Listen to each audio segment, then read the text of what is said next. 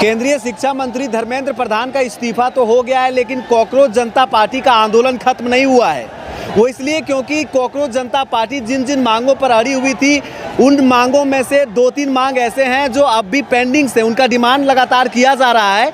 ये एक डिमांड है जिसका जश्न यहाँ पर पूरा होते हुए आप देख सकते, महसूस कर सकते हैं। दिल्ली के जंतर मंतर और उसके अगल बगल वाले क्षेत्र में जितने भी छात्र पूरे देश भर से चलकर आए थे, वो खुशी और जश्न में डूब चुके हैं। और ऐसे डूबे हैं, कहीं डीजे बज रहा है, कहीं गाने चल रहे हैं, कहीं नाच, कहीं डांस, कहीं नारेबाजी, कुछ भी कर रहे हैं। लेकिन मैं जिस ओर इंगित करना चाह रहा हूँ, जिस ओर इशारा करना चाह रहा हूँ, वो यह है कि इस्तीफा सॉल्यूशन नहीं है।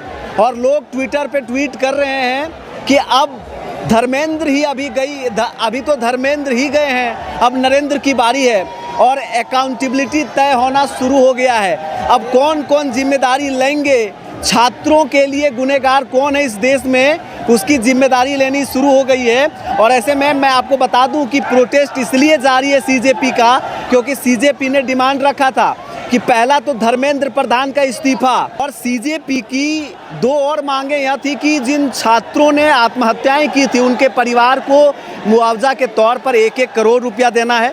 और तीसरा जो डिमांड था वो ये था कि 20 जुलाई को जो प्रदर्शन जंतर मंतर से बाहर संसद मार्ग की तरफ जाने के क्रम में हुआ था, जिन जिन प्रदर्शनकारियों पर पुलिस ने बर्बरता किया था, उन पुलिसकर्मियों की पहचान करके उन पर कार्रवाई करने की मांग थी। और यही कॉन्स्टिट्यूशनल क्लब ऑफ इंडिया में कल बैठक के दौरान बातें कही गई थी और डिमांड रखा गया था, जिसके बाद से कहा गया था कि आप 25 जुलाई का समय दो और ये बैठक आज होनी है। अब देखना होगा कि इन 2 डिमांड्स पर जो सरकार के लोग हैं वो क्या कुछ कहते हैं। और सीजेपी इन 2 डिमांड्स अगर नहीं पूरा होते देखती है तो जंतर मंतर का कार्यक्रम वो जारी रह सकता है, यानी कि वहाँ आंदोलन अब भी चलेगा, क्योंकि ये एक डिमांड पूरा हुआ है। इस बीच जो 2 बचे हुए डिमांड से ये जब तक नहीं पूरे होते हैं, तब तक जो कॉकरोच जनता पार्टी के जो लोग हैं वो इस प्रदर्शन को ख़त्म करते नहीं नज़र आ रहे हैं। आप कैसे देखते हैं, मुझे कमेंट करके बताएं।